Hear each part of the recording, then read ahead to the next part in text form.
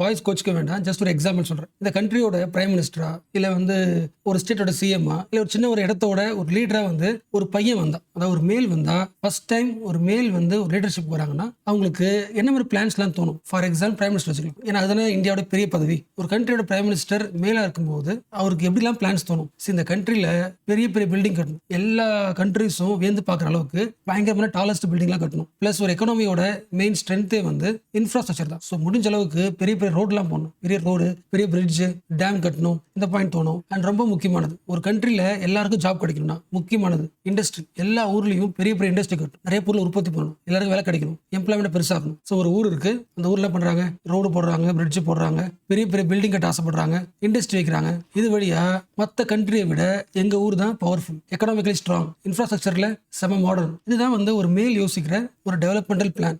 ஆக்சுவலா இந்த development plan வழியா இந்த மேல், இந்த பிரைம் மினிஸ்டர் என்ன பண்ணிருக்காரு? அந்த இடத்தையே எக்ஸ்ப்ளாய்ட் பண்ணிருக்காரு. எர்த் எக்ஸ்ப்ளாய்ட் ஆயிருக்குல்ல, பியூட்டிஃபுல்லான ஒரு பிளேஸ் வந்து ரோடு போட்டு இண்டஸ்ட்ரி வச்சு பெரிய பெரிய பிரிட்ஜ்லாம் கட்டி முடிஞ்ச அளவுக்கு என்விரான்மெண்ட்டை எக்ஸ்ப்ளாய்ட் பண்ணிட்டாங்களா? இதுதான் மேல் ஃபார்ம் ஆஃப் டெவலப்மெண்டல் பிளான். ஒருவேளை அந்த பிரைம் மினிஸ்டர் ரோல் இல்ல சீஃப் மினிஸ்டர் ரோல் இல்ல ஒரு சின்ன பிளேஸோட லீடர்ஷிப் வந்து உமன் லீட் பண்ணாங்கன்னா எப்படி இருக்கும்? ஃபர்ஸ்ட் முக்கியமான ப்ரையாரிட்டி, எல்லா ஊர்லயும் தண்ணி வசதி இருக்கணும், clean reliable water. So water security most important. So எந்த பாயிண்ட்ல யோசிக்கிறாங்க புரியுதுல? ரியல் லைஃப்ல ஒரு ஒர்க்கிங் கிளாஸ் பீப்புளுக்கு அவங்க வீட்டுக்குள்ள டெய்லி லைஃப்ல என்ன ப்ராப்ளமோ அந்த ப்ராப்ளம் அட்ரஸ் பண்றாங்க. தண்ணி பிரச்சனை, அப்போ எல்லா ஊர்லயுமே ரிலையபிள் கிளீன் வாட்டர் தேவை. ரெண்டாவது ஃபியூல் முக்கியம் இல்ல, சாப்பாடு செய்யறதுக்கு ஃபியூல் யூஸ் பண்றோம், அது எப்படி கிடையாது, புகை வருது, கரெக்டா? அப்போ கிளீன் எனர்ஜியை பயன்படுத்தணும். ஸோ கிளீன் எனர்ஜியை ப்ரொமோட் பண்ணலாம். பிரைமரி ஹெல்த் கேரை ஸ்ட்ராங் பண்ணலாம், ஏன்னா ஹெல்த் தான் முக்கியம். அடிக்கடி உடம்பு சொல்லாம போயிடுது, கன்சீவ் ஆகுறாங்க, அனிமியா இருக்கு. ஸோ வில்லேஜ்ல primary health centre most important. And most of the பெண்களால வந்து நிறைய தூரம் போய் ஒர்க் பண்ண முடியாது. அப்போ லோக்கல் ஆண்டர்பிரினர்ஷிப் உருவாக்குறது யோசிக்க முடியுதா? அவங்களோட ப்ராப்ளமே டிஃப்ரெண்ட்.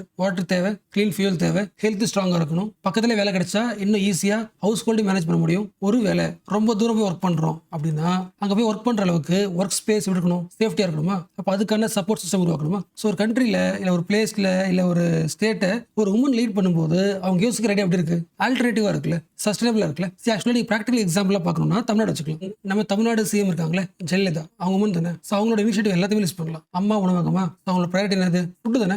எஸ். ஆல்சோ அம்மா ஃபார்மசியா, மெடிசன் சீப்பா கிடைக்கிறதுக்கான பாசிபிலிட்டி. ரெயின் வாட்டர் ஹார்வெஸ்டிங்கா, மழைநீர் சேமிப்பாங்களே. எஸ். அண்ட் ஒர்க்கிங் உமன் வேலைக்கு போகணும்னா அந்த குழந்தைங்க என்ன பண்ணலாம்? கவர்மெண்ட் ஹாஸ்பிட்டல்ல விட்டுட்டு போகலாம். Cradle baby scheme, mixie grinder இதை ஃப்ரீயா தர்றது. ஒரு உமனோட டைம் அதிகமாக வீட்டுக்குள்ள எடுத்துக்கிறது இந்த வேலை தானே. ஸோ மிக்சி கிரைண்டர் வழியா கொஞ்சம் அவங்க வேலையை ஹவுஸ் ஹோல்டு ஒர்க் டைம் குறைக்கிறாங்களா? அப்புறம் கோல்டு தர பிளானா? ஸோ இது எல்லாமே ஒரே ஒரு சீஃப் மினிஸ்டர் தமிழ்நாட்டில் பண்ணாது. ஸோ ஒரு கண்ட்ரியை இல்ல ஒரு பிளேஸை உமன் லீட் பண்ணும்போது எந்த பெர்ஸ்பெக்டிவ் யோசிக்கிறாங்க புரியல. இது வரைக்கும் யாரும் யோசிக்காத ஒரு நியூ பெர்ஸ்பெக்டிவ் யோசிக்கிறாங்களே. ஸோ இந்த எர்த்துக்கு ஒரு சஸ்டைனபிள் சொல்யூஷன் உருவாக்கணும், அழிஞ்சு போகாம பார்த்துக்கணும் அப்படின்னா ஃபீமேல் லீட் பண்ணா மட்டும்தான் முடியும். ஸோ இந்த எர்த்தோட ஃபியூச்சரே உமன் லெட் டெவலப்மெண்ட். ஸோ இந்தியாவில் ரீசெண்ட் டைம்ல ராஜ்யசபாவோட அட்மினிஸ்ட்ரேஷன்ல உமனோட பார்ட்டிசிபேஷனை இன்க்ரீஸ் பண்ணிருக்காங்க. ஸோ அதை பத்தின ஆர்டிகல் உமன் லெட் டெவலப்மெண்ட் இந்த ராஜ்யசபா. ஸோ ஒரு கவர்மெண்ட் இன்ஸ்டிடியூஷன்லயே உமன் லெட் டெவலப்மெண்ட் உருவாகுதுன்னா மற்ற ஆஃபீஸர்ஸுமே அது ஸ்ப்ரெட் ஆக வாய்ப்பு இருக்குல்ல. ஸோ அதை பத்தின ஆர்டிகல் பார்க்கலாம். சாரி டு சே, அந்த ஆர்டிகல் வந்து அவ்வளோ ரெவல்யூஷனரிலாம் கிடையாது. சில பாயிண்ட்ஸ் இனிஷியேட்டிவ்ஸ் எடுத்திருக்காங்க, அது முக்கியம் தான். பட் பெரிய ஒரு சிக்னிஃபிகன்ட் சேஞ்ச்லாம் கிடையாது. பட் நான் சொல்றேன். ஸோ லோக்சபா தெரியும் உங்களுக்கு, அப்பர் ஹவுஸ் யாரு? ராஜ்யசபாவா. ஸோ ராஜ்யசபா ஹெட் யாரு? வைஸ் பிரசிடென்டா? அவர் தான் சேர்மன் ஆஃப் ராஜ்யசபாவா. உங்களுக்கு தெரியும் ராஜ்யசபான்றது பெர்மனன்ட் ஹவுஸா, டெய்லியும் மீட்டிங் நடக்குமா? இப்போ எல்லா டைமுமே வைஸ் பிரசிடென்டால, அதாவது சேர்பர்சனால மீட்டிங்கை பிரசிட் பண்ண முடியாது, லீட் பண்ண முடியாது. ஸோ சேர்பர்சன் லீவ்னா அவருக்கு அடுத்து இருக்கிற வைஸ் சேர்பர்சன் என்ன பண்ணலாம்? ராஜ்யசபா சேர்மனை ஆக்ட் பண்ணலாம். ஒருவேளை சேர்பர்சனும் லீவு, வைஸ் சேர்பர்சனும் லீவு, அதாவது டெபுட்டி சேர்பர்சனும் லீவுனா ராஜ்யசபாவை யார் லீட் பண்றது? ஆர்டிகல் 118 என்ன சொல்லுதுன்னா, ஒவ்வொரு ஹவுஸும் சரி, லோக்சபா ராஜ்யசபா சரி, அவங்களோட அட்மினிஸ்ட்ரேஷன் வசதிக்காக ஒரு ப்ராப்ளம் வருதுன்னா அவங்களுக்கான ஓன் ரூல்ஸ் உருவாக்க முடியும். ஆர்டிகல் 118 நீங்க படிச்சிருப்பீங்க. ஸோ இந்த ஆர்டிகல் பேஸ் பண்ணி ராஜ்யசபாவோட சேர்பர்சன் 1964ல என்ன டிசைட் பண்ணாருன்னா, ராஜ்யசபா மெம்பர்ஸ்ல யாரு வந்து ட்ரஸ்டட் மெம்பர்ஸா இருக்காங்களோ ஒரு சில பேரை ஒன்னா சேர்த்து ஒரு குரூப் ஃபார்ம் பண்ணலாம். Panel of vice chairpersons.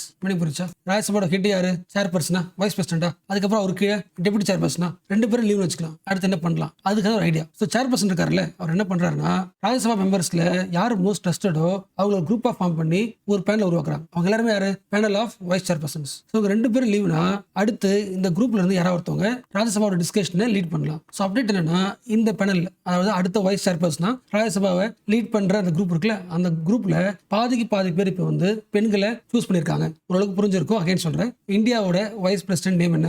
Jagdeep Dhankhar தானே? எஸ். அப்போ இவர் தான் யாரு? ராஜ்யசபாவோட சேர்மனா? அதாவது ராஜ்யசபாவோட மீட்டிங்கை ப்ரெசிட் பண்ற ஆளு இவர் தான். இவர் லீவுனா அடுத்து யாரு? Deputy chairman. இவங்களும் லீவுனா அடுத்து யாரு? அந்த பேனல்ல இருந்து யாராவது லீட் பண்ணுவாங்களா? அந்த பேனல்ல யார் மெம்பர்ஸா இருக்கலாம்னு முடிவு சேர்மன் எடுக்க முடியும், அதாவது வைஸ் பிரசிடென்ட் எடுக்க முடியும். ஸோ இப்போ இருக்கிற ஜெகதீப் தன்கர் வந்து அந்த பேனலை சூஸ் பண்ணிருக்காங்க. அந்த பேனல்ல பாதிக்கு பாதி பேர் வந்து பெண்கள் இருக்காங்க, உமனா இருக்காங்க. ஸோ அது வந்து முக்கியமான இனிஷியேட்டிவ். ஸோ அந்த பேனல்ல 50% வந்து பெண்கள் இருந்ததுனால தான் ராஜ்யசபாவோட லீடர்ஷிப் ரோலை வந்து ஃபர்ஸ்ட் டைம் நாகாலாந்துல இருந்து ஒரு உமனால ராஜ்யசபாவை ப்ரெசைட் பண்ண முடிஞ்சது. அவங்க நேம் எல்லாருக்கும் தெரியும், பேப்பர்ல பார்த்துருப்பீங்க, பங்னான் கோன்யாக். சிமிலர்லி பிடி உஷா இவங்களும் அந்த பேனல் இருந்திருக்காங்க. அந்த பேனல்ல இருந்ததுனால இவங்களும் ராஜ்யசபா லீட் பண்றதுக்கான ப்ரெசைட் பண்றதுக்கான ஒரு சான்ஸ் கிடைச்சிருக்கு. ராஜ்யசபால இது அப்டேட். ஓகேவா? அந்த லீடிங் பொசிஷன்ல ஒட்டுமொத்த மீட்டிங் ப்ரெசைட் பண்ற இடத்துக்கு நிறைய உமன் வந்து லீட் பண்றாங்க. இது ஃபர்ஸ்ட் பாயிண்ட். ஜென்ரலாவே ராஜ்யசபா ஹவுஸ் வந்து ஃபுல் டைம் ஹவுஸ் தானே, லீவே கிடையாது. நிறைய ஒர்க் இருக்கும். ஸோ லேட் நைட் ஒர்க்ஸ்லாம் இருக்கும், லாங் ஹவர்ஸ் ஒர்க் இருக்கிறதுனால இது மோஸ்ட்லி மேல் பண்ற ஒர்க்குன்னு ஒரு ஸ்டிக்மா இருந்துச்சு. மீனிங் புரிச்சா? ராஜ்யசபாவோட செக்ரட்டரியேட்ல நிறைய ஜாப்ஸ் வந்து மோஸ்ட்லி மேல் தான் ஆக்குபை இருந்தாங்க. இப்போ அதுல ஒரு ஷிஃப்ட் நடக்குது. அந்த லேட் நைட் ஒர்க் கூட பெண்களால் பண்ண முடியும். ஸோ உமன் ஆஃபீஸர்ஸை இந்த லாங் ஒர்க்கிங் ஹவர்ஸ்க்கும் ட்ரெயின் பண்றாங்க. ஸோ ராஜ்யசபாவோட செக்ரட்டரியேட்ல ஒரு லேட் நைட்ல உமன் ஒர்க் பண்றது வழியாக இந்தியாவோட ஸ்டிக்மா பிரேக் ஆகுதா? ஸோ அதெல்லாம் ஒரு முக்கியமான இனிஷியேட்டிவ். அண்ட் ஒர்க் பண்றது மட்டும் இல்லாம இவங்க லேட் நைட்ல வீட்டுக்கு போகணும்ல, அதுக்கான சப்போர்ட் சிஸ்டமும் ரெடி பண்ணி கொடுத்துருக்காங்க. ஸோ அந்த 2 எக்ஸாம்பிள் தான் இந்த ஆர்டிகல் கொடுத்துருக்காங்க. என்ன பாயிண்ட்னா, ராஜ்யசபாவில் ஒரு இனிஷியேட்டிவ் உமன் லேட் டெவலப்மெண்ட் உருவாக்குது. முக்கியமான கீ பொசிஷனுக்கு பெண்களை ஆட் பண்றாங்க. ராஜ்யசபா ஆரம்பிக்கிறது கொஞ்சம் கொஞ்சமா மற்ற கவர்மெண்ட் இன்ஸ்டிடியூஷன்லயும் அது உருவாக வாய்ப்பு இருக்கு. என்ன ரீசன்? இந்தியாவோட G20 அஜெண்டாவில் முக்கியமான 6 ப்ரையாரிட்டிஸ்ல ஒரு முக்கியமான ப்ரையாரிட்டி உமனை லீடர்ஷிப் ரோலுக்கு கொண்டு வரணும். ஸோ பெண்கள் வந்து லீடர்ஷிப் ரோலுக்கு வந்தாங்கன்னா அட்மினிஸ்ட்ரேஷனுக்கு யூனிக் பர்ஸ்பெக்டிவ் கொண்டு வருவாங்க, நிறைய ப்ராப்ளமுக்கு சொல்யூஷன் கொண்டு வருவாங்க. ஸோ இது வரைக்கும் எல்லா பெண்களும் கவர்மெண்ட் என்ன பாலிசி போடுதோ அதை அக்செப்ட் பண்ற இடத்துல இருந்தாங்க. இதுக்கப்புறம் அந்த பாலிசியை ஃபார்முலேட் பண்ற இடத்துக்கு இம்ப்ரூவ் ஆகணும், லீடர்ஷிப் ரோல் எடுக்கணும். ஸோ இந்த விஷயம் தான் அந்த ஆர்டிகல் பேசுது. ஸோ ஃபியூச்சர்ல நீங்க UPSC கிளியர் பண்ணிட்டு ஒரு லீடர்ஷிப் ரோல் போகும்போது, ஃபார் எக்ஸாம்பிள் IASஓ IPSஓ எந்த கீ பொசிஷன் போனாலும் உங்களை சுத்தி இருக்கிற மற்ற கீ பொசிஷன் ரோல்ல உமன் பார்ட்டிசிபேஷன் எத்தனை % இருக்குன்னு பாருங்க. பாதிக்கு பாதி இல்லைன்னா அதை கிரியேட் பண்றதுக்கான ஒரு புஷை வந்து நீங்க உருவாக்க ட்ரை பண்ணுங்க. So woman led development.